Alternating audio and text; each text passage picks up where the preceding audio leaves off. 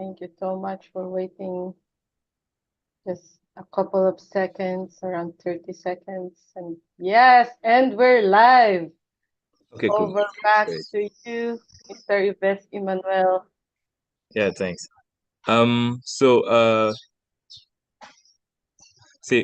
Welcome again, once again, for this mapping party regarding the World Environmental Day.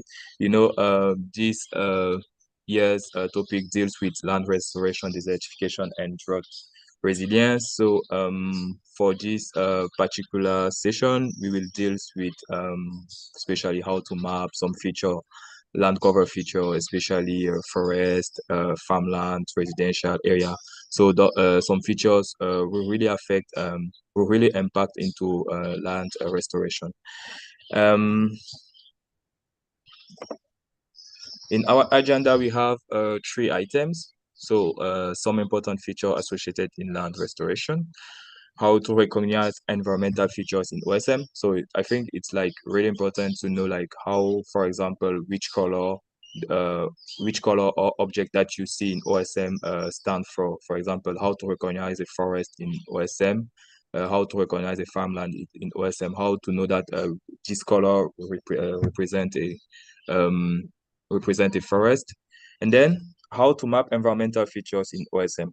So in this section, we will deal with remote mapping, especially we will use GeoSM. We will show like how to map forest, the good way to map land cover, like some tips, and also also I will also share with you a field mapping tools, which is really interesting, especially I will share like one scenario where you are dealing with land with a reforestation campaign, and you are planting trees, and then you need to follow up over the year, like how the height of these trees, and then like how it progress within the time.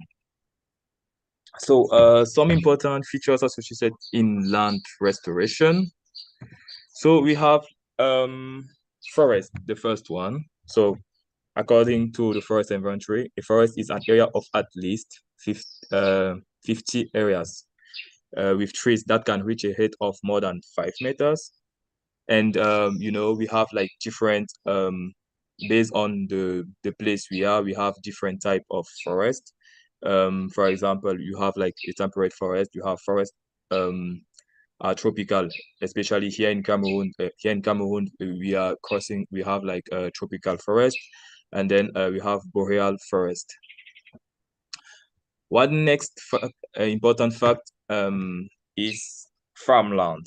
So, most of the areas that are destroyed in the world basically are because we need like to because of farmland, because a huge area are destroyed to provide like a food security for people. So there are around 5 billion hectares of or 5 global hectares of agricultural lands worldwide, representing 38% of the world land mass. And around a third of this is cultivated land, while the other two-thirds is grassland and pasture for livestock. So the next step is how to recognize environmental features in OSM. So in this particular uh, image, you have two pictures, and the picture left from the left represent a forest. So this is a forest in green, and then you have like some trees, and then you have a wetland area, and especially I think this place is in Cameroon, and it is mangrove. So this is just to let you know, like if you see something like this particular color, it represents forest and also a wetland, especially mangroves. And then there is also some farmland. There are also some farmland species that we can also represent it, especially the palm trees, which can be represented here. although it's not all the tree species that can be represented in OSM, but some of them can be represented. And here you have a farmland. Globally, when you find a farmland, you can just map land use farmland. It's represented in OSM in yellow, but for particular species, if there are tags associated to these species, you can also map them. And then you have also the residential area, which can be mapped in OSM and are recognized in OSM in gray. Okay, so now how to map environmental features in OSM. So I think this one is going to be a little bit practical. So I think usually if you are not an expert of OSM, the first thing to do is usually to create an account in OSM. So we will just move this step, and I will just show like how to map environmental features. So the flow, if you are not working with an organized tool, so we should consider different way of mapping in OSM. You have mapping with an organized tool such as the hot tasking manager, and mapping without an organized tools. So for me especially, I'm comfortable while mapping the land cover without an organized tool, because sometimes you have a feature that can cause another task, and that will make it really difficult for you like to make a kind of continuity of your land cover limit. So this is why I'm really comfortable to map the land cover with a non-organized tools. Although it is possible to map it also to do a land cover mapping with the tasking manager. So let's find, for example, an area. I will switch on to my GeoSM. We just stop this and move to GeoSM.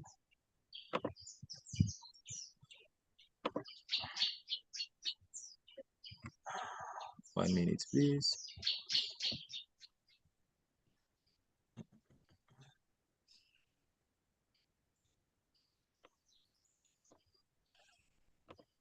So let me know if you're able to see my GeoSM. Yep. Okay, thanks.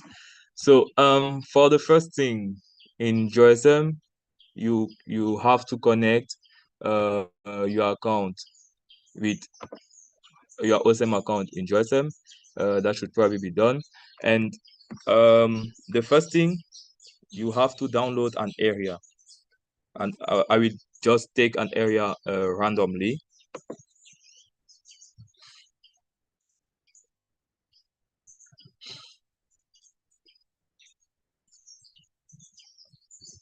So I'm not sure I can work in Cameroon because in Cameroon have been mapped. So let's take neighborhood Nigeria, because we probably have the same landscape. I select just a short area and click to download.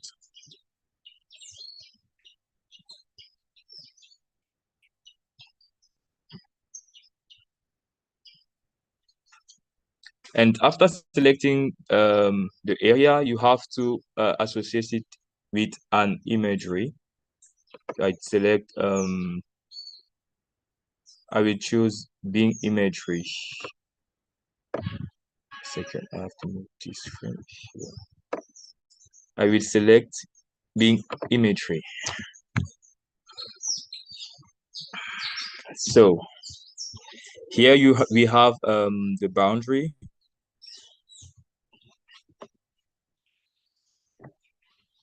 We have a Cameroon boundary with Nigeria, and especially you have to zoom really well what you want to map. So the most important things while mapping land cover is to the continuity of the land cover classes. So, and how to recognize like a feature is a forest and a feature is maybe I will say savanna or a meadow. So for example, here we can see like the height of the trees here, and the height of the trees help us appreciate like here, for example, where I have put my pointer, it's a forest, and then if I continue here, the height is like a bit low, and it means like it can be like a kind of savanna. So we have like a mixture of savanna and forest. So the first thing to do is to identify this area, like which area stands for my forest, and then which one stands for the savanna or meadow. So after I identify it, we have different tools to map the land cover. So you have this editing tool, the draw node, by default that you can use. But sometimes when you use it, it gives you like some, for example, it gives you some shapes of your land cover that are rectangle, and in terms of aesthetic, it's not really good. The presentation of the object that you will send in OSM is will not be good. For example, you will have like some object in square, some land cover feature in square, and that is not a good representation of land cover. So it's so usually I use this fast draw tool. This fast draw tool allow me first to map really quickly and also give a circular shape of my land cover classes. And sometimes I mix both because it's not really possible for me if I want to join these classes, if I want to join these classes and this one with this node. So I usually use this one to join both classes. So let's first, after identifying the limits of my forest, you have to zoom in and zoom out to better appreciate. So I have the size here. So let's start.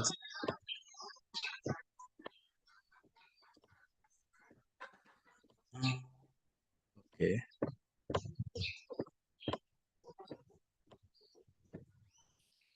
Just looking where I'm going to start.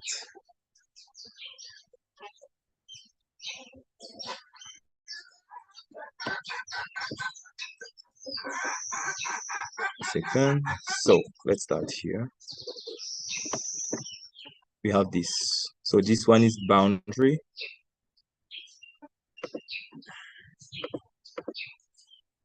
Okay. Let me use this. So you see, this is the importance of fast draw tool, for example.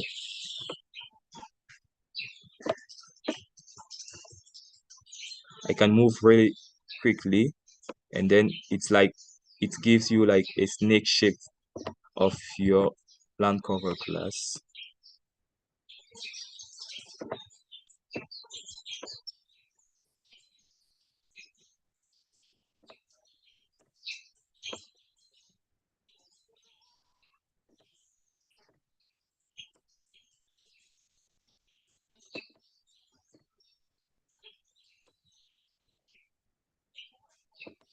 Okay.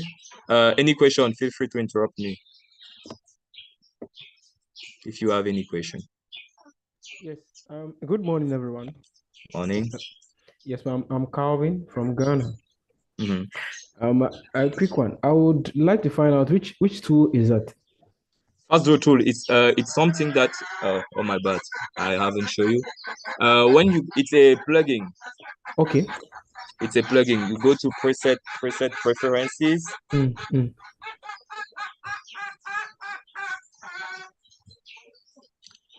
preset preferences, you go to plugin, Okay.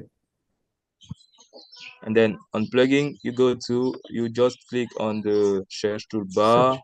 Mm. fast draw. This one, fast draw. Oh, okay. All right. That's fine. Yeah. Mm. Thank you. Thank you. You're welcome. Then I zoom.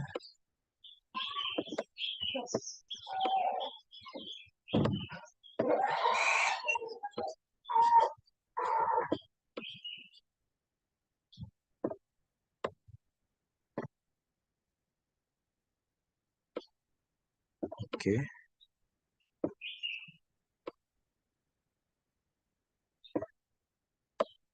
So what I'm trying to map is this area, because I feel like these are different sections, these are different classes. I want to map this area around. So I can go back here if I think I've missed my limit.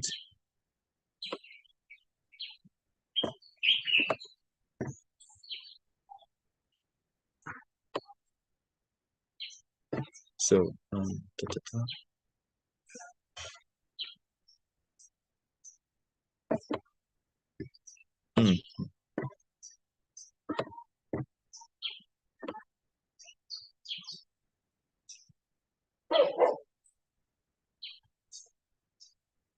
so I prefer to leave it like this, and I show you. So after finishing, you double click. So when you have double click, the next step is to provide an attribute. So you have first to select the object, because actually it's just an object. Without attribute, it's just something that you digitize. So it's an object. So, and then I add, you click to add in tag and membership. So here I see it's like a scrub area. So for the scrub area, I click natural and then I select scrub. It's okay. You see, it has changed. So the next step, and the most important thing when you are mapping land cover, it's all about the relation. So for the relation, let's assume here we have like a scrub, and inside that scrub we have identify maybe residential area. So if you map that scrub, the residential area inside the scrub without a relation, the way it will show in OSM, so you will have something like the symbiology, the residential symbiology will also include the scrub symbiology. So you will have like, for example, that gray color representing a residential area with that green color representing the scrub. So to avoid this, you should create relation, but we don't have this case here. But also in terms of continuity, because if in the relation basically you have an outer, usually it is this the large entity as I called, and then the inner are the features that are inside the outer. So to create a relation, I select my feature that I have created, and then I press Ctrl B. You will see it will change. If you click to the object, you can see here member of multi-polygon scrub, one member, role, outer. I don't have inner here. So let's assume I want to map this forest next. What I'm going to do is to select the editing tool. I just zoom in, select the last point of the scrub, and I just continue.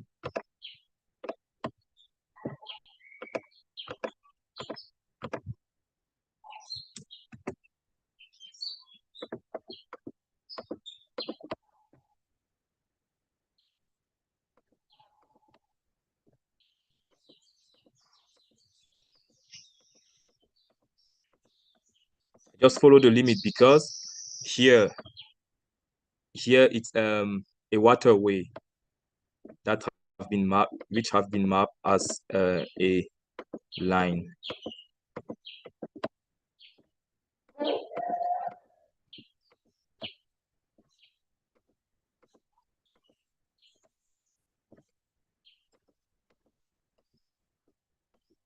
So I won't let me stop here, even if that forest continue. Okay, let's go like this. Let me cut it here from here.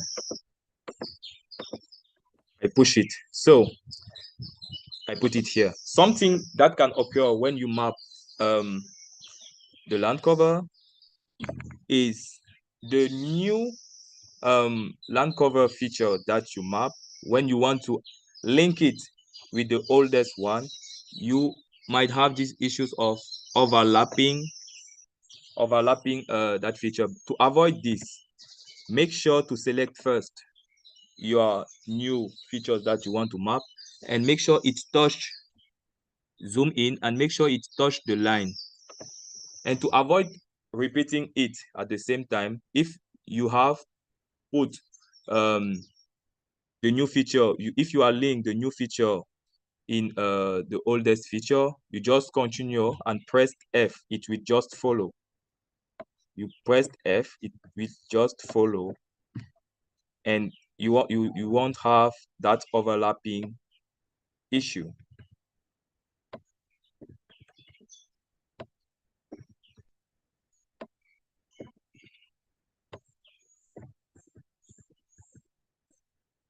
You see? And then the next step is to add the key and the value.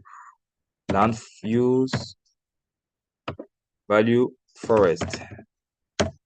And I press OK. And I add another relation, Control B. So this one is the first step. I've just mapped scrub forest, and what I've also shared is like creating relation. You first select, you create the object, you add the attribute, and then you select the object again, you press Control B to create a relation. And there is a really need to avoid overlapping two different classes. You make sure you first join the new features that you are mapping with the oldest, and then you press F, and it will just follow the flow. So let us create a relation with an inner and outer. So let me find a place. So we have this area, for example. I guess this might be a forest. If I take this area, it might be a forest.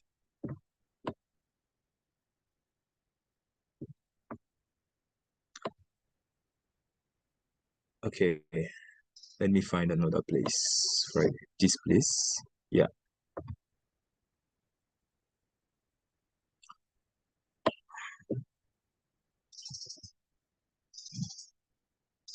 So for example, here, we have farmland.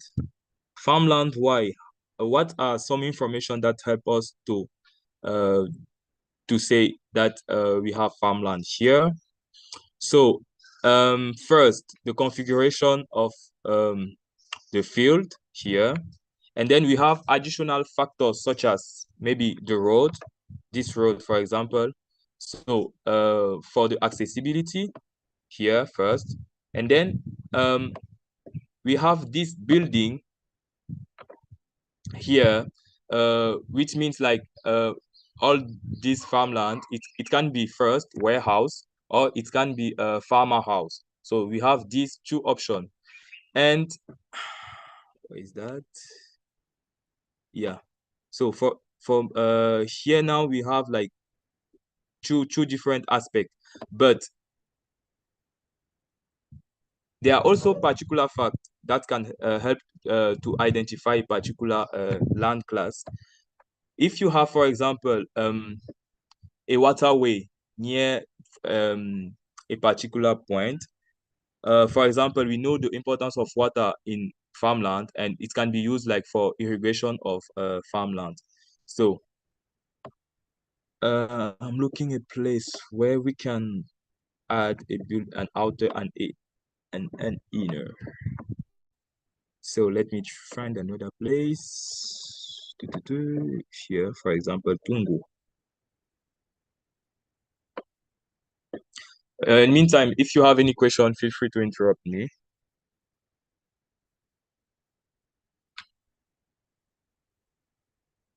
Mhm. There are some questions in the chat, Davis. Yeah. Mhm.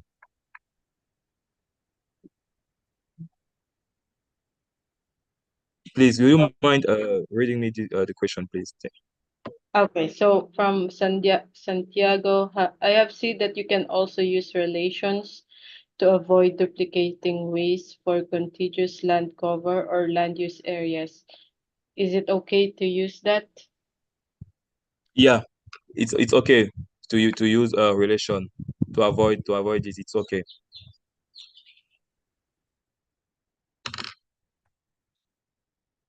So I another question. Yeah, just one more. Yeah, since we do have beginners Mm-hmm. in the call today. So yeah, Julian was asking about the the platform that you are using. Um, yeah, if do we need to download that, or should we can use the browser editor?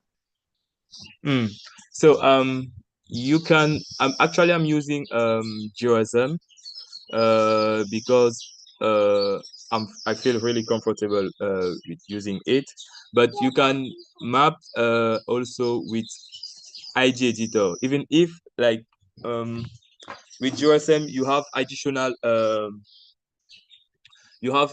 function that you can use, and that make your work really easy. That for example IG can do. You can map residential area easily, forest with IG, but there are some additional options that you can't do with IG that GeoSM do. And of course, you have to download GeoSM on your computer if you want to work with.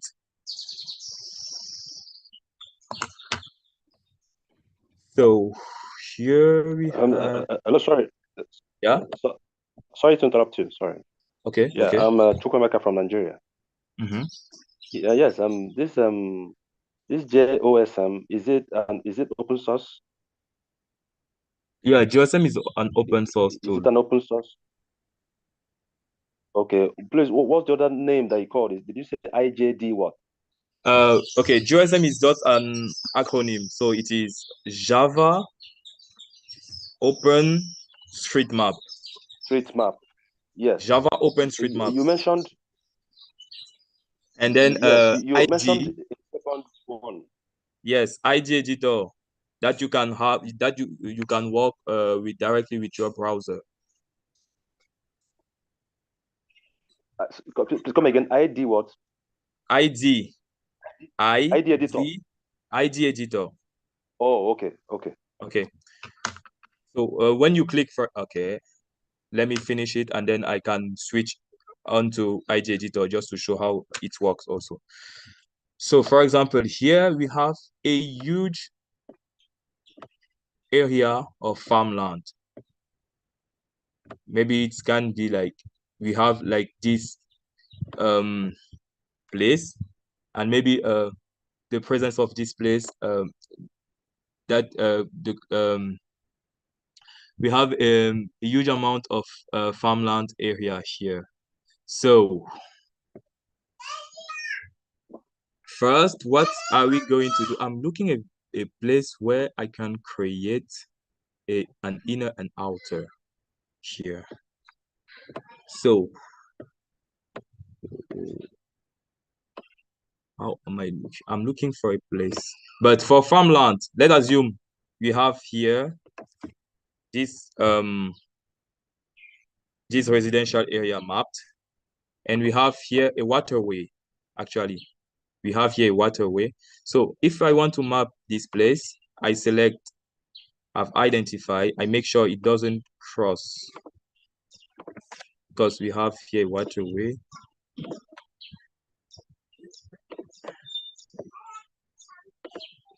Oh, okay.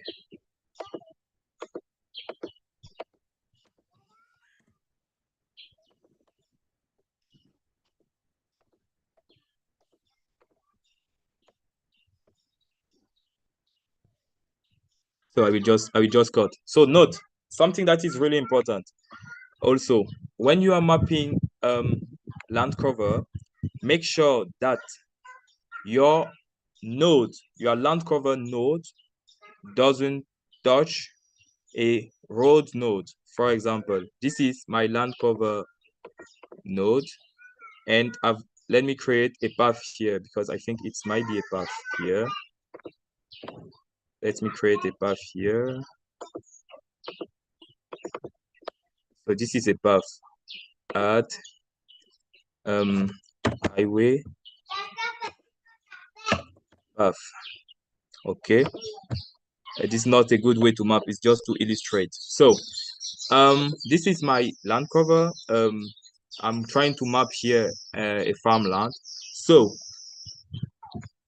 it's okay if my land cover class cross it, okay, but it's not really good if you map your land cover, it touch your road node.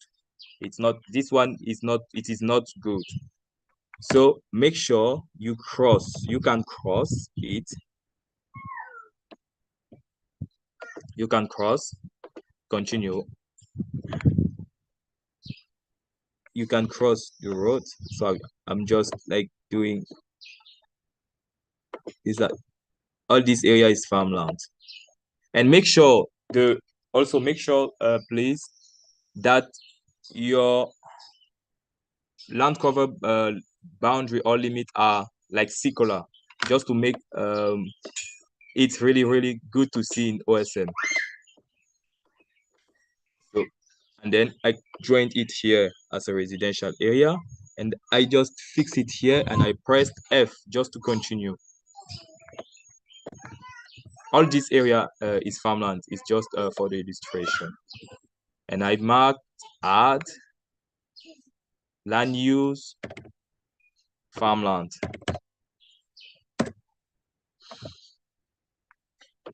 If Yeah. sorry, can you click away the details bar on top of your screen, because it's covering part of the image. So if it's going away, we can see more. Come again? The bar on top of your working screen. Ah, okay. This bar. Yeah. Okay. So we can see more. Yes, thanks. How can I remove it? I think Emin is the one where there is aerial imagery might be misaligned. You can click the X there to close it. The blue bar on the top. That blue bar on the top where there is details. Okay. It's okay. Thank you. Thank you so much. Okay, it is the same thing with road with building. For example, let's assume I have my building here. Oh, sorry for interrupting. Yeah, go ahead.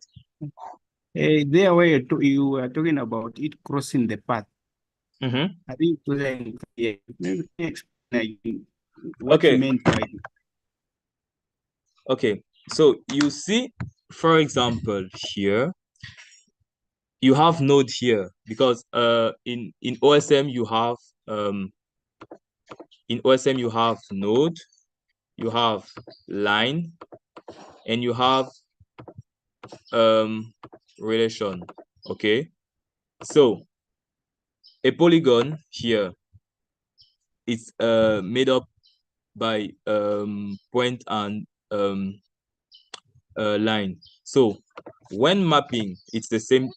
When mapping, for example, pay attention of the node here. Here you have this line representing a path, okay, and here you have this polygon representing a farmland. So you have the different node that you can see, okay. So let me delete it. So let me try to map it again. I come here, I join it here, and then I can cross my farmland area. I'm allowed to cross my farmland to avoid data quality issues. I'm allowed to cross my land use class can cross a road, but not be linked to a road. I can cross a road, but not to be linked. To be linked is like this one. Actually this land use class is linked to this road. But let me go back. If I select it again, here I cross my land use class cross. You can see it by with the node. You can see the node. You can see the node like when to see like when your farmland is linked to your road, or if you have done it and you didn't pay attention, you will have a message while sending your data on OSM. Let me test it. Okay, let me do it. So let me join it here. And then I create farmland, for example. Add and use farmland. Okay, and let me try to send those data into OSM.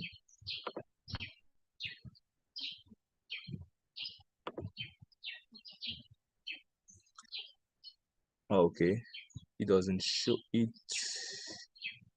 So let me correct it. Da, da, da.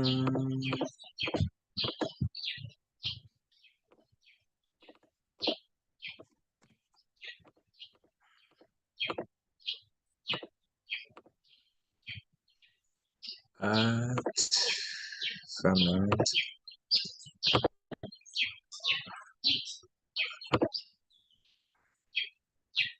Oh, it seems to be okay now. It's supposed to display an error message. This is what I wanted to show. Yeah. Maybe you have to select the road also before validation. Come again? Yeah, select both the farmland and the road and then do the validation. No, I just want what I'm trying to do here actually is just to show like to show the kind of message that has to be displayed when you make a kind of a mistake, like when a land cover class is touched or is linked to a road with a road actually. Yeah, I understand, but if you're only selecting the farmland and then do the validation, it won't see the error. But if you select both the road and the farmland, it will see the error properly, or isn't it? It doesn't show actually. Okay. It doesn't show. Okay, let me try do something else. Yes, Emmanuel, I think I get what you are saying. Normally, anytime a point crosses a road, like you said, you have a prompt. Yes, there will definitely be a prompt. So I don't get it why yours is not, giving any feedback. Is it okay? Or Let me do something else.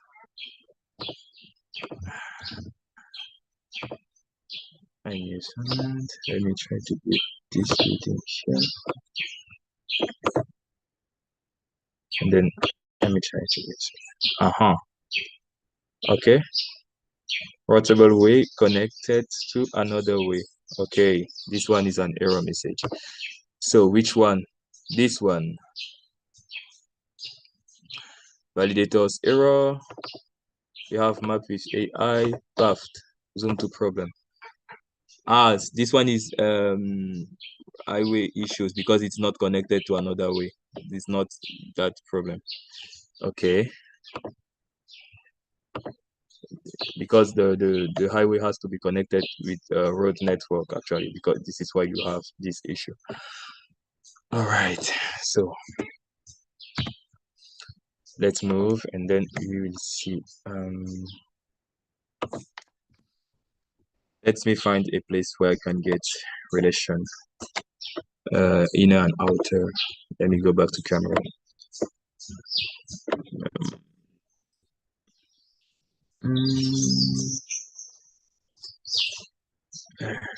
Here we have farmland. Okay, let me take this place.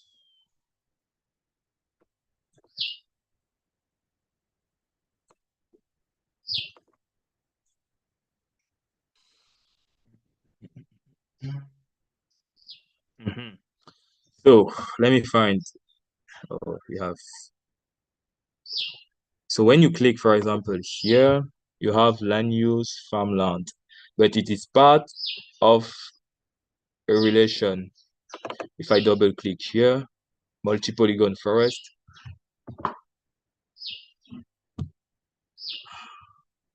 Or I can just simulate. Okay, let me simulate. So let's assume here we have a forest. Let us define our forest. Here is our forest. You first mark it land use forest. And then inside your forest, you have farmland. So let us map our farmland.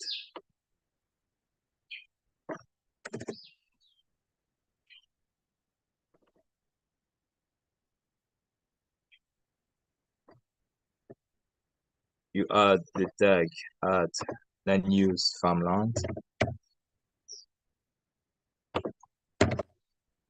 Then it's okay. Then you add and use farmland. It's okay. So right now you have the large entity which represent and the outer, and then you have the inner here. To make sure that the forest symbiology don't is not associated with farmland symbiology, you just pressed first, you select the large entity which is forest, and then you select the inside entities farmland, both. You press control, and then since you all the elements are selected, you press Ctrl V. You have created a multi-polygon. So if I click to this, you have here the information: land use forest, type multi-polygon. You have the inner farmland. If I double click here, if I double click inner here, you see that it selects this one. If I double click here, or I double click, it has been selected. The outer, if I double click,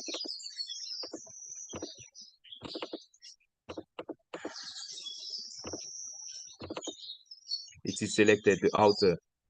So let me show you the importance of symbiology directly in OSM. Let me reduce this, and I click, and it will bring me directly like how to map with ID. OpenStreetMap.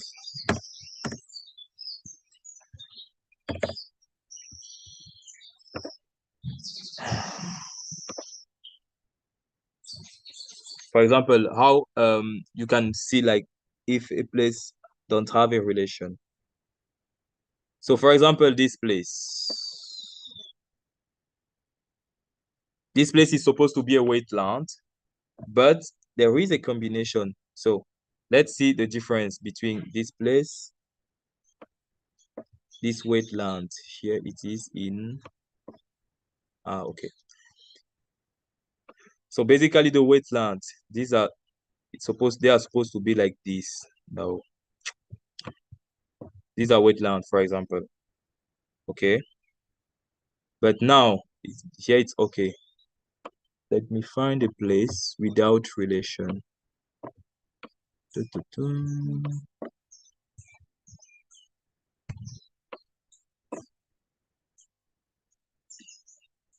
For example, this place. You see, here we have a forest, and then here we have iron ore exploration site. So this iron ore exploration site just took also the symbology of the forest. So you will see like some trees representing forest and also the symbology of this exploration site. So this is why it is really important to have the relationship, the relation within OpenStreetMap. So which case again? Which one can we select again? Let me find it.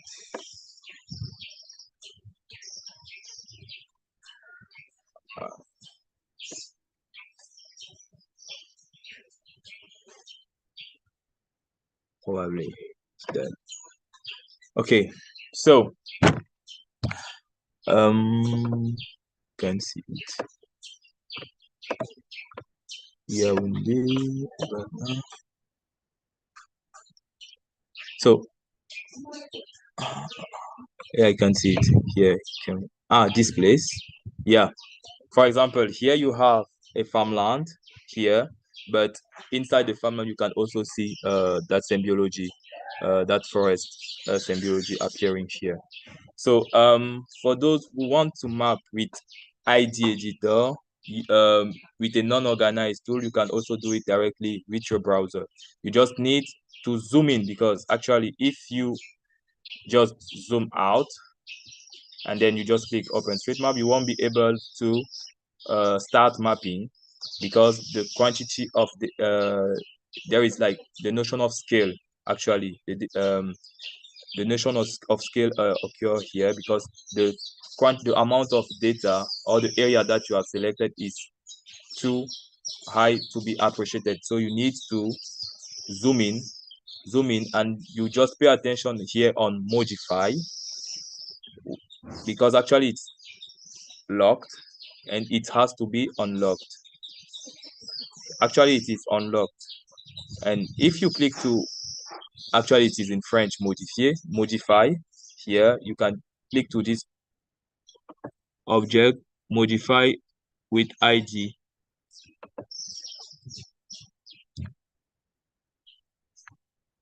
And here you have your ID editor, which also allow you to map with your browser directly. But me especially, I'm not really comfortable to map the land cover with ID editor.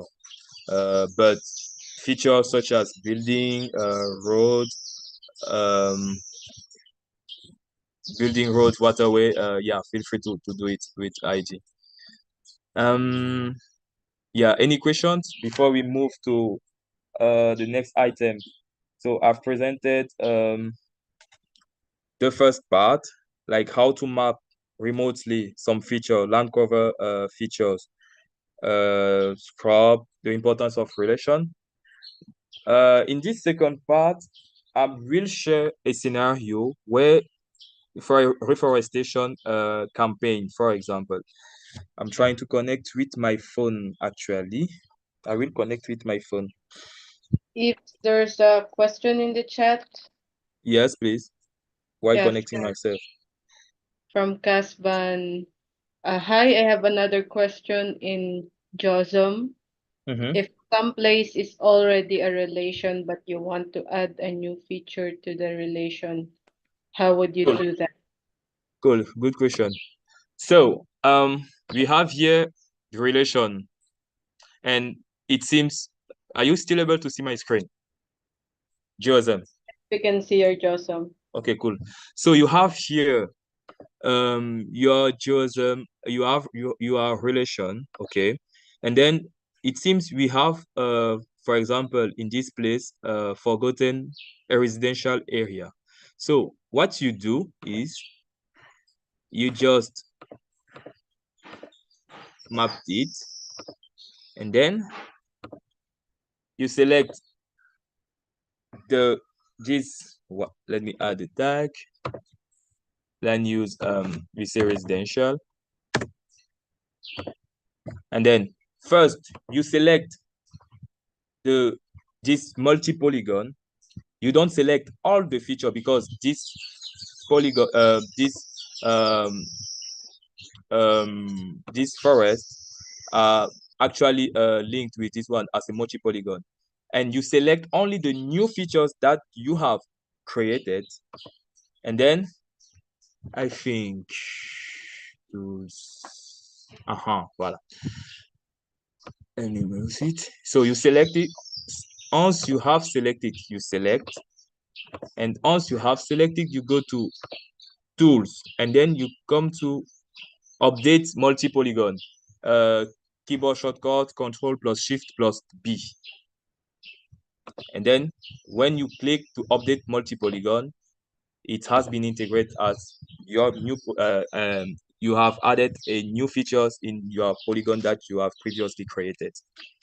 I hope I was able to answer to your question. Emmanuel, can you take that again? Can you repeat that? Okay, no problem. Thank you. So let me delete it. So for example, let's assume that there is a residential area here that is here that we have forgotten while creating our multi-polygon. You just map it. Normally, you add the tag, and then actually this land use area is not part of this multi-polygon.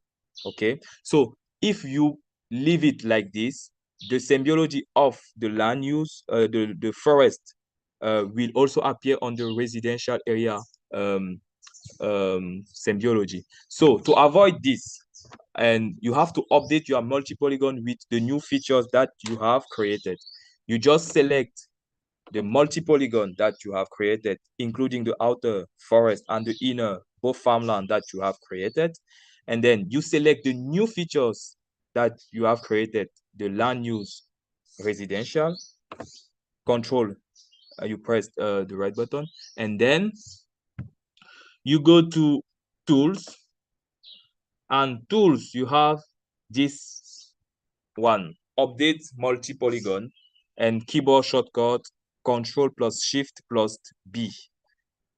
And once you click there, you will see even here on the multi-polygon forest. So let me go back. You see without multi-polygon forest 3, and after creating multi-polygon, it has been integrated as a member of the multi-polygon that I have created. Is it okay now? Yes, I think that's well explained. Thank okay you. You're welcome. So yeah, I can hello. Yes, hello, I can ask a question. Yeah, go ahead, please. Okay, seems like there were multiple people talking. Please raise your hand first so we can have an order here. Who wants to go first? Please raise your hand.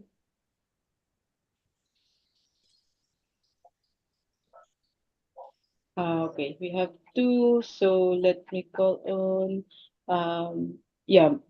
Ponzi first, and then next is Joseph. Thank you. Go, Ponzi. Okay, thank you very much. I want to ask question about land use mapping, especially if we have agreed that we already mapped it, but the extent of this land use will be continued to another grid.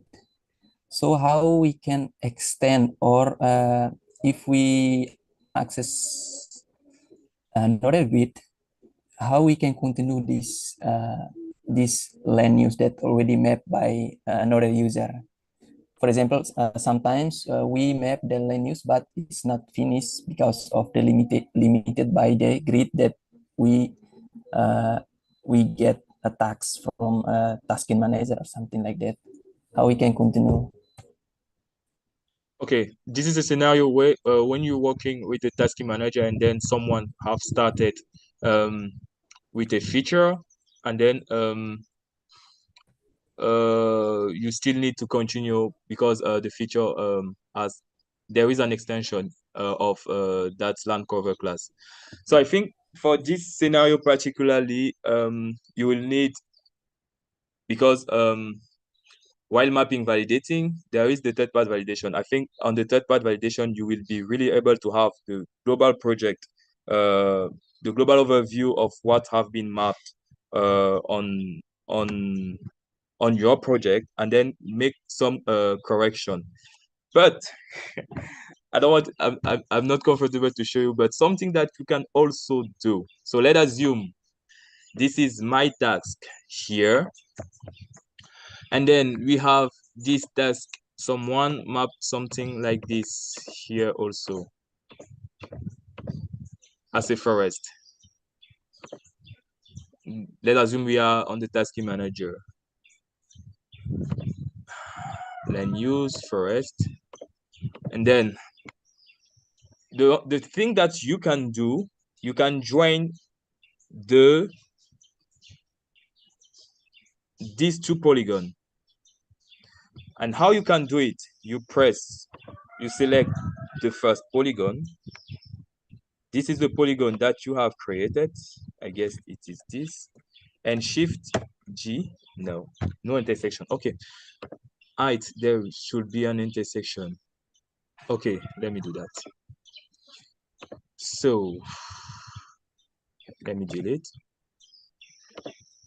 You have this, for example, on your task, and then what you should probably do is to connect the extension. So it means this is my task, and this is the task that a contributor have done. And the task, if you want to combine those different tasks, it has to be the same tag. So if I have forest here, it should probably be forest here if I want to join. So let me, for example, add land use forest, and then I select both polygon, and then I press Shift G. You will see like it is asking me if I want to allow that the polygon that my colleague have created and the polygon that I've created should be on kind of multi-polygon. I should probably say yes, because I have some inner so I will keep and then I apply. You see, I have joined two polygon of the same nature. So this is when you are still on the tasking manager, but probably the way you will do it, it should be on the third pass validation process, when you have all the data that all the land cover classes that have been mapped on your project. Because as I said, it's really, really difficult, as you mentioned, like the kind of extension. You can do it the way I did, or you wait that all the data that you have mapped have been that your project have been done, and then you download the data and then correct all the data quality issues, extend also the land cover features.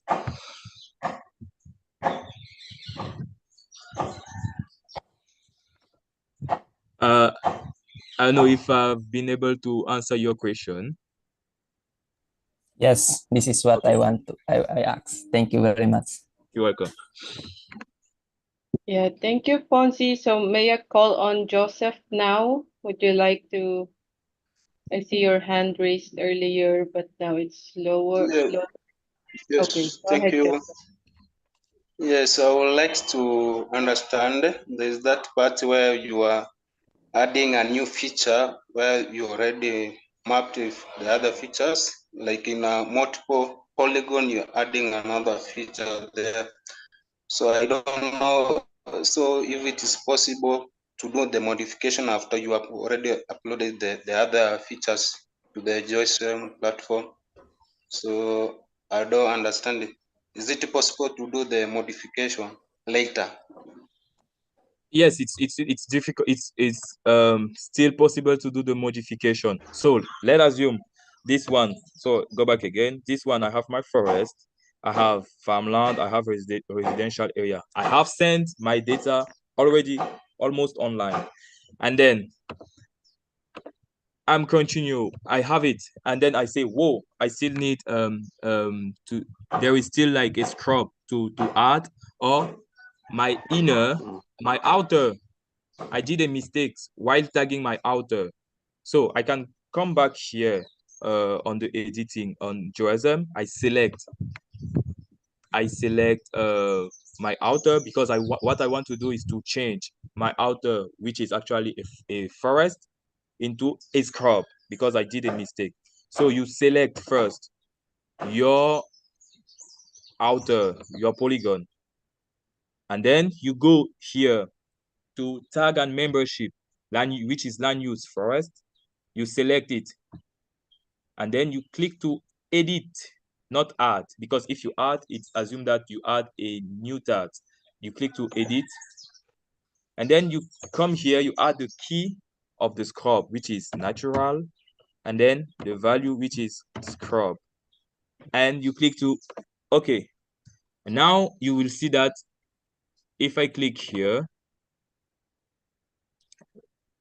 land use, my land use change. Oh, it hasn't changed. Okay, let me see. Okay, I see. Multi-polygon forest. No, it has to be scrubbed. So I come here, land use. I click here, natural, and then I click here, scrub, and it's okay. And then you see here, multi-polygon, scrub. You have inner farmland, inner residential, outer zero node, natural scrub type multi-polygon. So it's possible to always modify the information that you are uploading. So if you think like you did a mistake by adding a wrong tag or a wrong tag, you can modify it. And if you think like you have you make wrong by maybe about the limit, so what you can also do, you can also play with the node of the polygon. It's something that I used to do. For example, here I have my node. I can extend it here. I can organize it really well. You can also play like this, just to extend it. These are things that you can do, especially. So let me know if I was able to answer to your question. Yes, thank you. Welcome. Yeah, thank you, Joseph. But yeah, before we go next to Iwo, just acknowledging that, yeah, we have entered the second hour of the event. So yeah, if you need to go or anything, yeah, feel free to do so. Otherwise, yeah, thank you for joining. And yeah, it's also being recorded and live streamed via YouTube. So yeah, you can go back to it again on your own time. So yeah, if anyone, I mean, I'll call on next to Iwo, who raised his hand. Go ahead, Iwo, with your question. Yeah, thank you. Thank you.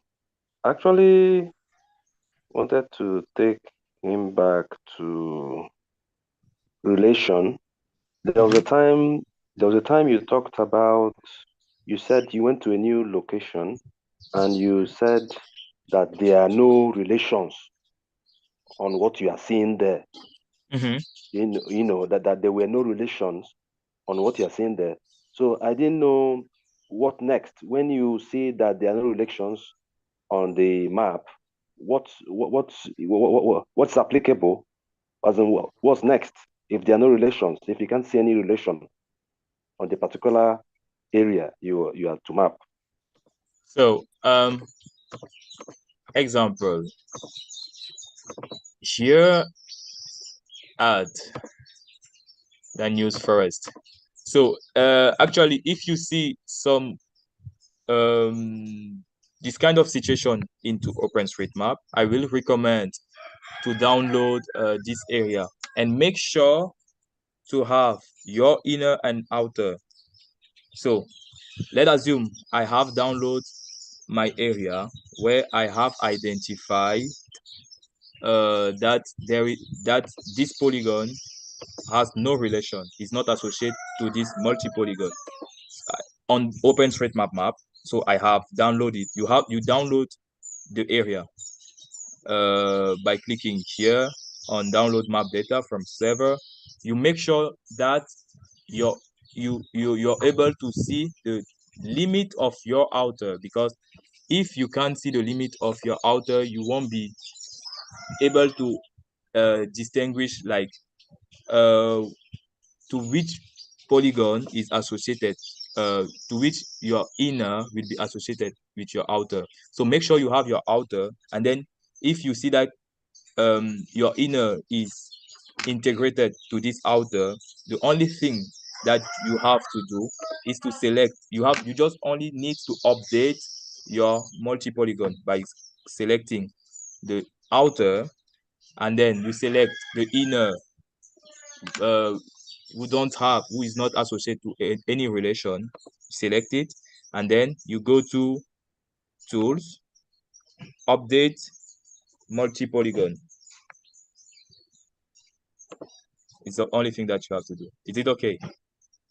Yes, I understand the process.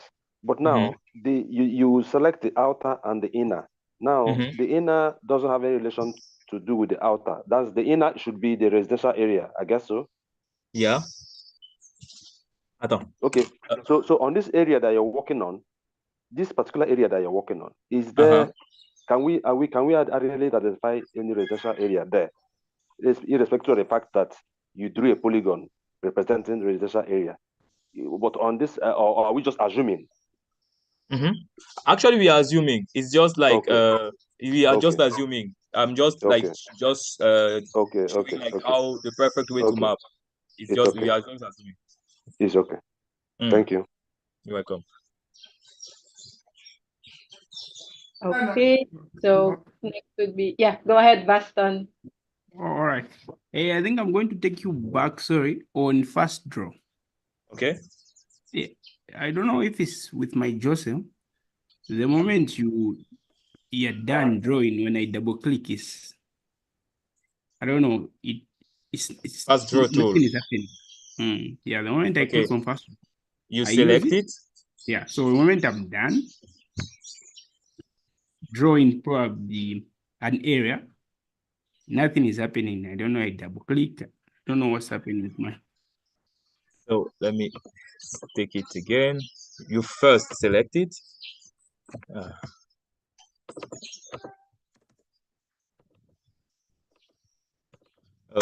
Just wait a second. Okay, first you select it. To map really quickly, first you double click.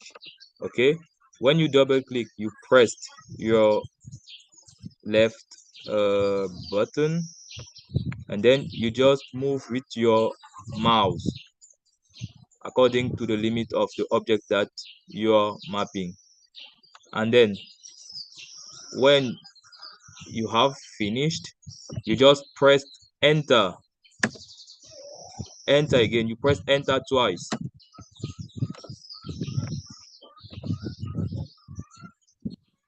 it okay?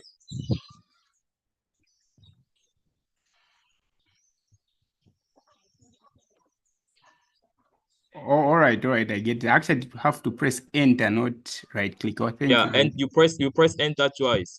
Oh, all right. I get it now. Thank you. You're welcome. So, Anna, do we still have any question? Moving into the EveryDOF side, just to show you like how you can use EveryDOF for a reforestation campaign to monitor like a tree that you have been planting over maybe some years. Yeah, I don't see any questions, but yeah, I would just like to shout for all the beginners here if having any confusion, because this is kind of special for the World Environment Day. So we're talking about land classification and land use. But I encourage you for a more beginner-friendly mapathon or mapping party. I've shared a link in the chat. You can join the next Missing Maps London Mapathon. They always have every month. So the next one would be July 2. So if you miss it, then there will be another one in August. So thank you so much. Go ahead, Yves, and thank you again for staying with us. There's no question. So Yves, you can move on to. Thank you. Would you mind making me co-host, please, Anali? You are already no, with this new one, please. Yes, you are now. Okay, cool. Yep, it's a the Missing Maps Mapathon is online. So while Yves is still checking or doing also sharing, some mapathons are also posted in the OpenStreetMap calendar. So some of the mapathons will be an in-person event as well. So you can also check the osmcal.com. Okay, going back to Yves. Thank you.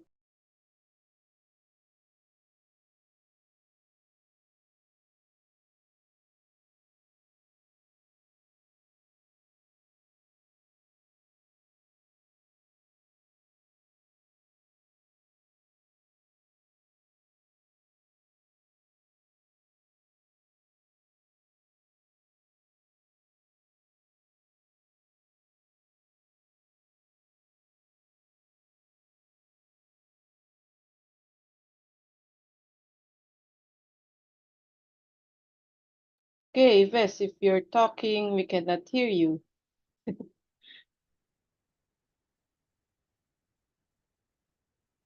We can see your home screen.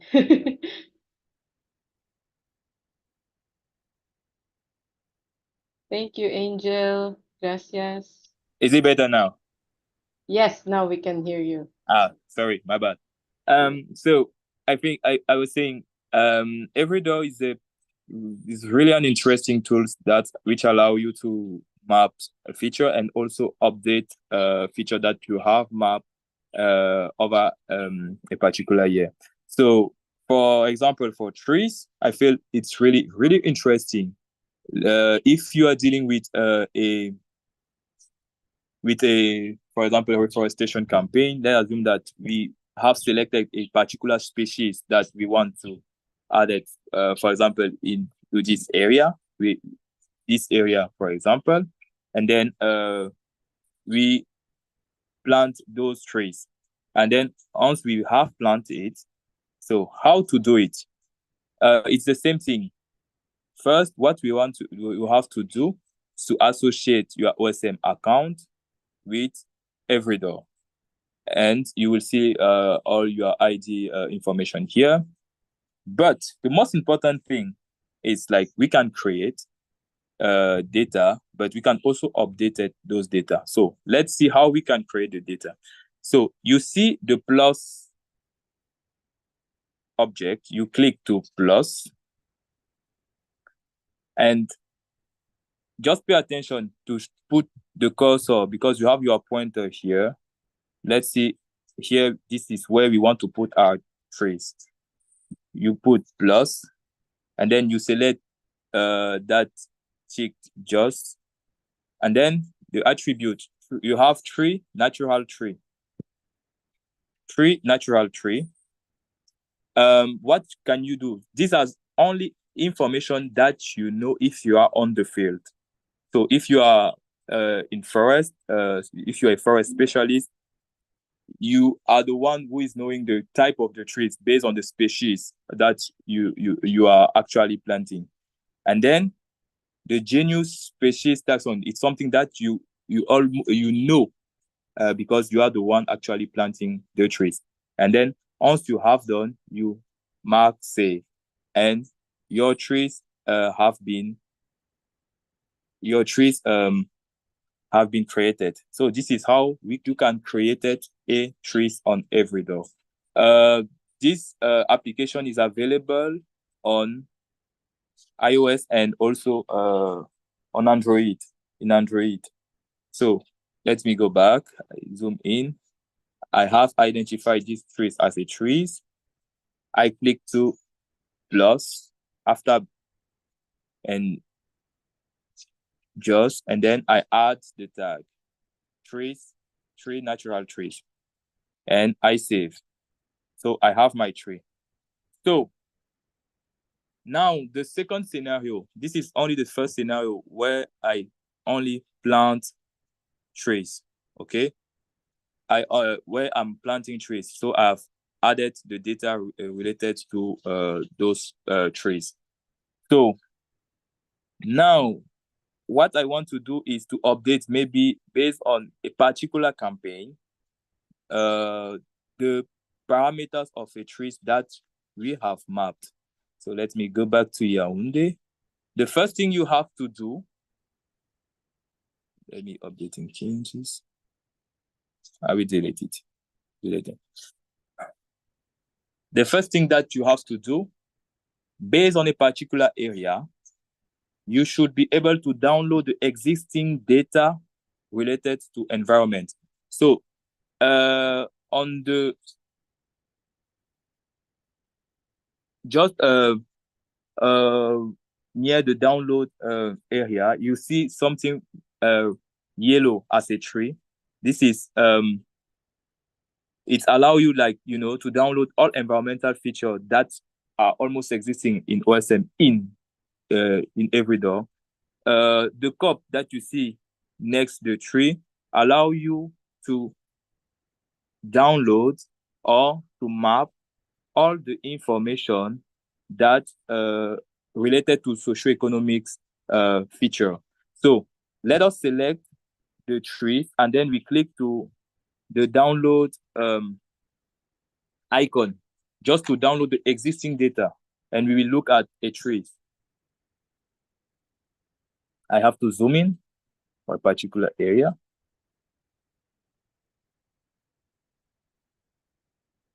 So you have to zoom in, since you will be able to see the data that actually you can see the information. No data tab here to download. So you just move to find data. Here is not a tree, it's just a gate. Just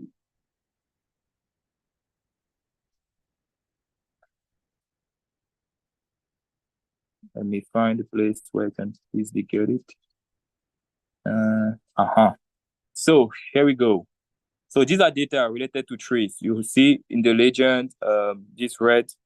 So it means, let's assume that maybe in 2011, all the data that are in red, we have planted them during our reforestation campaign. And actually we are in 2024.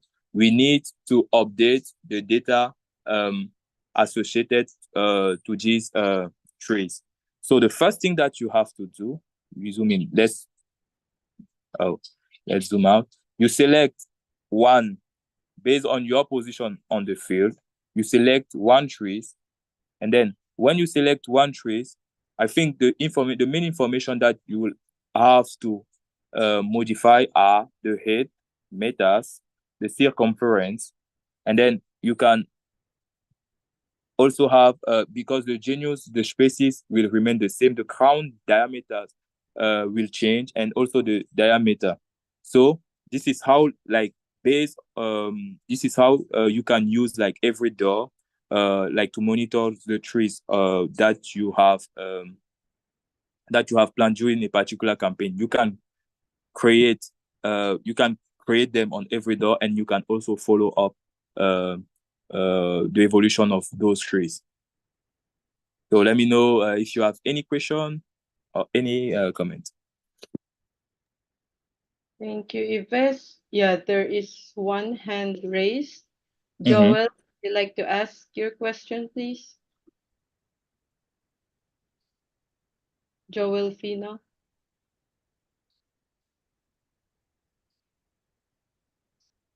If you're talking, you are still muted.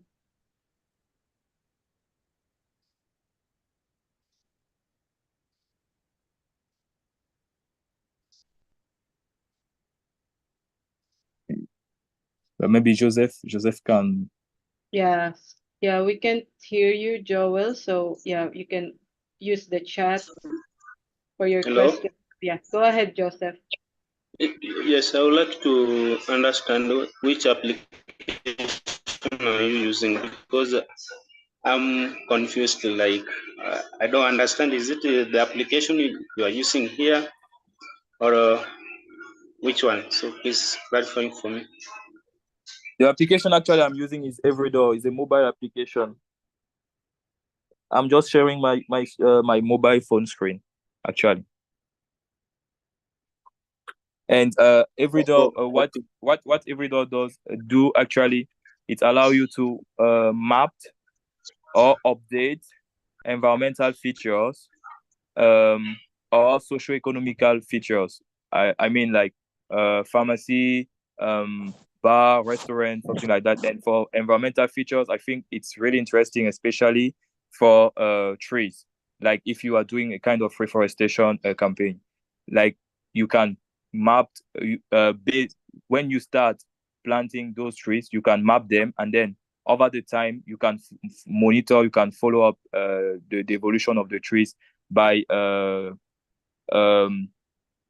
updating the trees parameters. Yeah.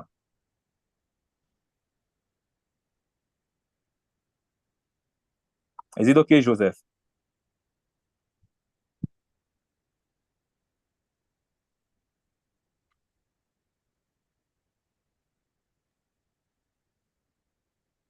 Yeah. Hello, Joseph. Yeah, we shared links for the mobile application that Yves was showing. So I see another hand from Ponzi, and then after Ponzi would be Iwo. So go ahead, Ponzi. Yeah, I still wondering about EveryDOR. Is it on available on always online, or it can be offline? And the second question is, what is different between EveryDOR and Vespucci? How it can also use in trees mapping using Vespucci things. Yeah. Okay. EveryDOR, I think it's the same process with OSM Ant, like how because for the data that you that are almost on OSM, you have to download them, and then once you download those data, you can work offline, and then you modify the data. You modify the data on the field on EveryDOR, and when you will you have to send them into OpenStreetMap, you have to be online. So the only things which needs like a kind of connection in EveryDOR is when you are downloading the existing data, the existing data available in OSM in EveryDOR in a particular area, and then you can work on when you have downloaded those data, you can work offline and make your modification. And when you will want to send those data online, you have to be online. And about the difference with Vespucci, I haven't used Vespucci, so I don't really work. I don't really know how it's work, but EveryDOR, you can work with a satellite image free, and you also have like OSM layer here. You have actually there are many satellite imagery services on EveryDOR. So let me show you, by the way. Background imagery. These are the services that are actually available. I'm using Bing. But what I feel like it's really interesting with EveryDOR is the fact that we can update the data, even we can update a feature over a time. Even if, for example, a trace doesn't exist in a place, we can definitely delete that trace on EveryDOR to mark that it doesn't exist.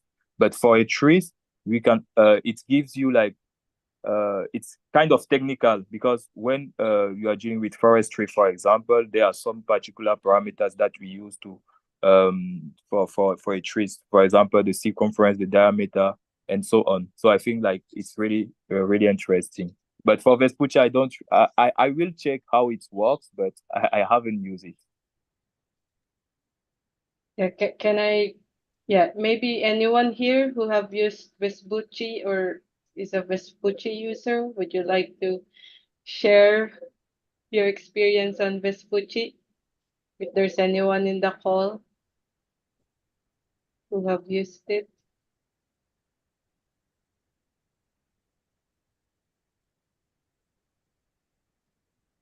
Because on my experience, Vespucci is like tools that also can allow us to map a route. Like it's the same as ID, because we can map a point, line, and also area. That's why it can also be used as a point to map a trees as a EveryDOR. This is what that I want to confirm. Yeah, awesome. I see Arnold. Sorry, Iwo, but yeah, Arnold, is that a question, or would you like to share something about Vespucci?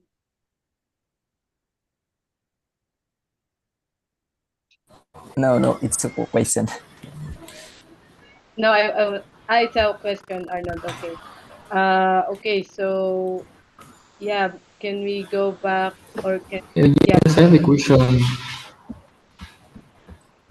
what's that? Okay. So, yeah, before you go ahead with your question, Arnold, we'll call on Ivo first. Go ahead, Ivo, for your question. Yeah, okay. I think my first question has been answered. Yes, but the second question is when he was trying to create a tree. After creating the tree, he went back to where there were plenty of trees. So how do you? I think you were updating. You were trying to update the particular location with trees. So I don't know how you created a tree and you went to another location where there were trees again, or were you trying to update that Okay. other, you know? Yeah, I see what you do. What you're trying to say. So for example, in Cameroon, for example, there are places where we have mapped trees. So the scenario where I have, for example, here in red, I haven't mapped them. These are trees that have been mapped before. So I've just upload them so that I can maybe update the information, the information. So this is how you definitely use these tools. For example, let's say in this place that you see, you have mapped that place. earlier. And then what you need to do, actually, you came back, for example, after 5 years, you need, like, to see after your field work, you need to upload the information, for example, the parameters, because you have entered information such as species, genus, and you need to change or to update the information regarding the circumference of the trees, because over 5 years, definitely it has changed. The first thing that you will do is to update the trees that are almost in OSM. So it means, like, the first, when you were mapped, you map those trees and you send them into OSM in this particular area.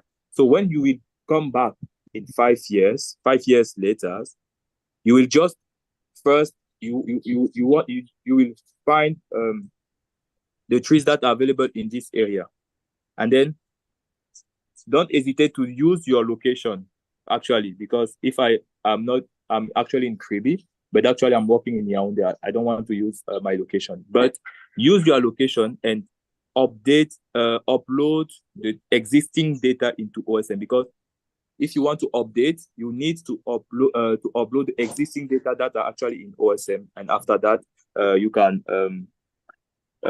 make some modification.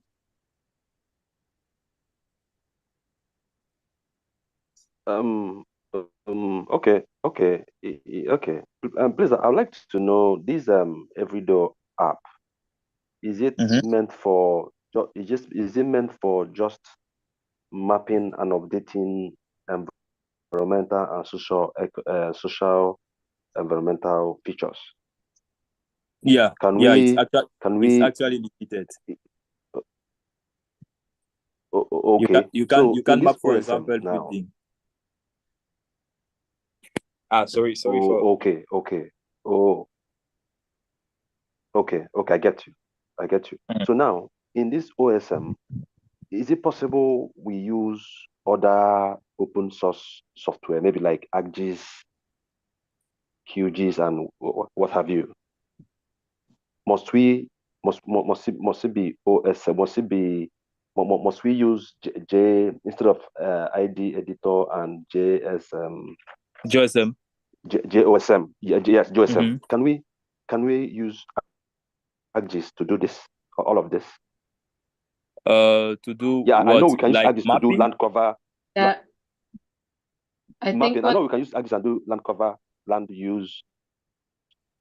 But in this OSM, can we still use ArcGIS?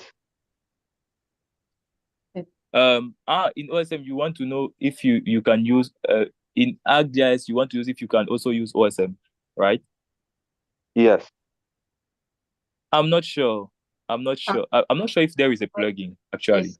Yeah. Because I'm not ArcGIS expert, but in QGIS, yes, I think yes, I will say yes, because there are many plugins that we use, Quick OSM downloader, which allow us to extract OSM data into the software QGIS.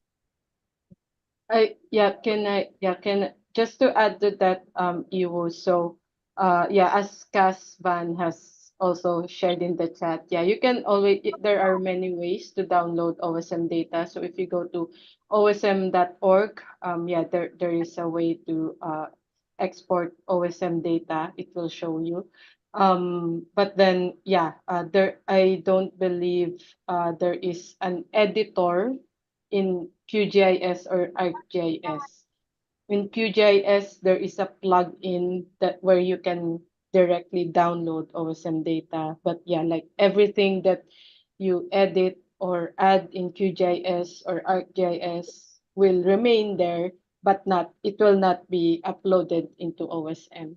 But of course, you can always download OSM data so that you can use it in your analysis. But if you want to add data in OSM, then there's no editor in QGIS or ArcGIS as of the moment. I've seen some other people like thinking of building an editor in QGIS, but I don't think it has happened yet. So yeah, hopefully that answers your question. Okay, thank you very much. Emmanuel, please, I also this EveryDOR. I would like you to throw more light on the configuration of this app. How we're going to use the satellite imagery, or if we want to use the OSM, you know, how to configure it. You know, if you can learn how to configure it, we can kickstart from there. Okay. So you have that scroll menu here. So the first thing, because since you are dealing with OSM data, you have to connect. You have to create first OSM account if you don't have it, and you should associate your OSM account with the application. So you click to OSM account. Actually, I'm already logging. So you enter your ID and password, and you will have it. So the background imagery, actually, you can feel free to use the imagery that you want. Actually, I'm using Bing, but there is also a way to change it, to change the imagery here, just near plus, you can change it. So there is a way, like default image is OpenStreetMap, but you can also switch on with a Bing. You can change satellite imagery, but the OpenStreetMap layer remain when you switch. So if I switch, here you have, for example, this one is the Bing imagery. There are not really particular configuration to be made, only the OSM account that you have to put, and then if you want to use a particular imagery, you go to background imagery and select the imagery that you want, and that will be all. And don't forget, like whenever you do a mapping or a modification of a data, always send the data online. Yeah. Thank you. Thank you. Yeah, you're welcome. Thank you, Iwo. Maybe we should have specialized or EveryDOR mapping party soon. So yeah, next would be Arnold. This is your question. And yeah, also acknowledging 14 minutes left. So yeah, please we can make it later. Thank you. Go, Arnold.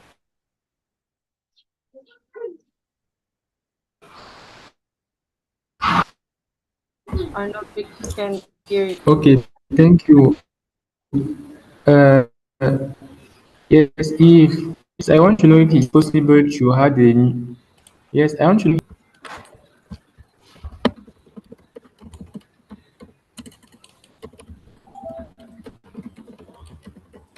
I'm not getting you, Arnold.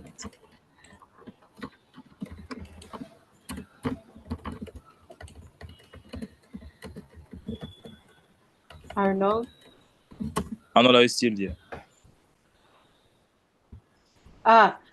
So Arnold puts it in the chat. I want to know if it's possible to add new imagery in EveryDOR. So yeah, maybe new imagery. New imagery, a customer imagery, I guess. Yeah. I haven't tested. So I don't know if it's possible. I haven't. Okay, so yeah, hopefully next time we'll have a EveryDOR webinar, and have Ilya. Do you Definitely. have more questions, Arnold? Sorry, that wasn't. Hello.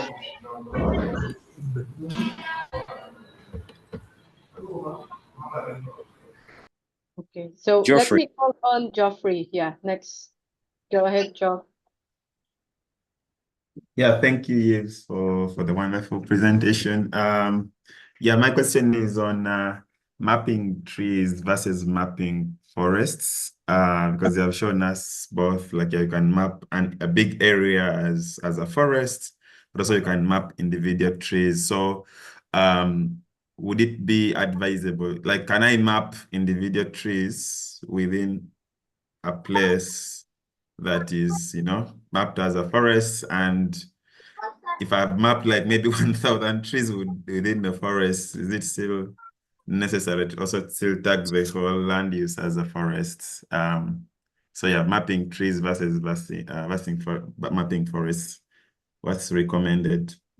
Mapping trees versus mapping forest. Okay, guys, go.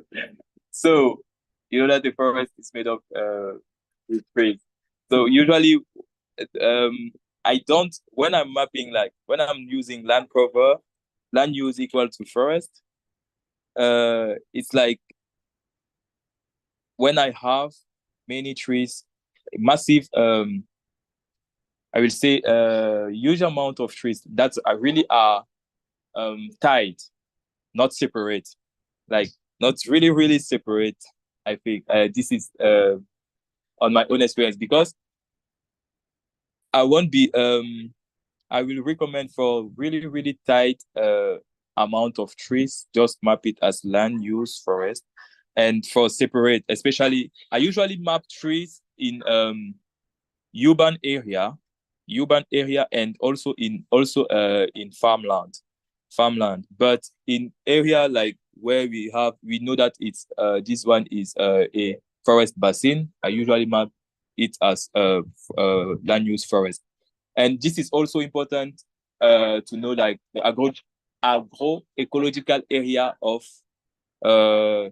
your area, especially because if you know that this place is land use forest, okay, you map it forest, and then in urban area I map like trees. I can map trees near, for example, building. I map trees because I can easily see it, and they are almost separated. And I can map one tree as a forest, for example. I can't map one tree as a forest. So I hope I was able to answer to your question.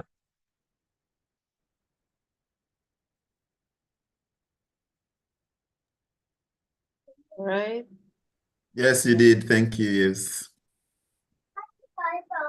All right. So yeah, one last question. We still have 9 minutes.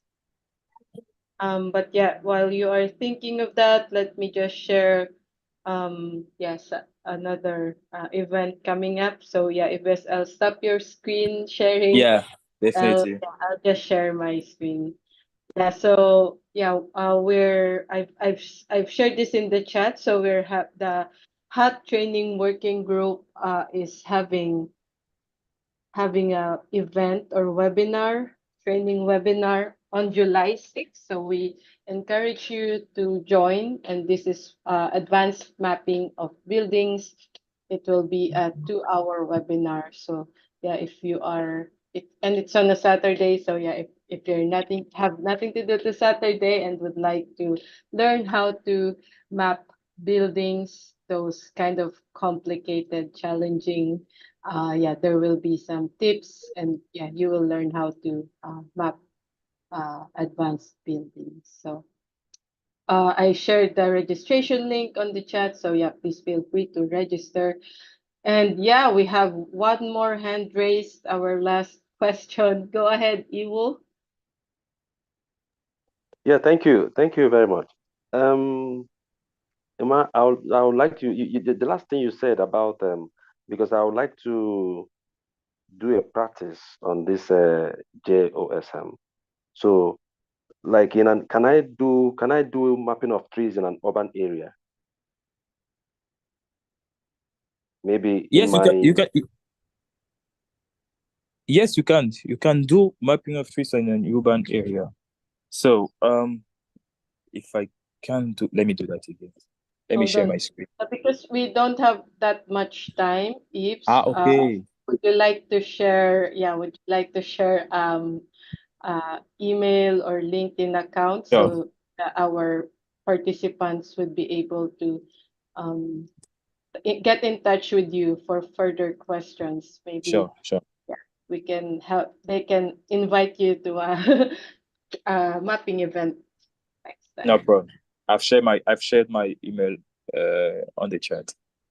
All right. So Okay. Yeah, thank you so much. Any Group last photo.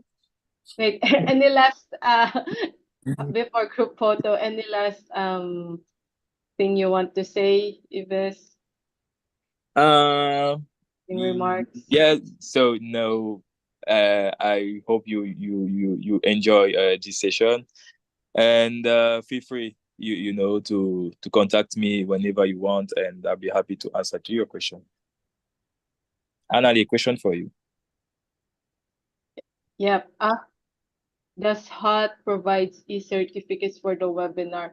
Yeah, unfortunately, we don't provide like certificate of training. This is we didn't do any assessment to do, but yeah, if you need a certificate of attendance, yeah, you can email us community@hotosm.org, and yeah, please, yeah, we can provide certificate of attendance, but not participation. So thank you so much, and yeah, let's all give it up to Yves Emmanuel Nicoyo for sharing his knowledge on land mapping land cover and land use, and also our love for the environment.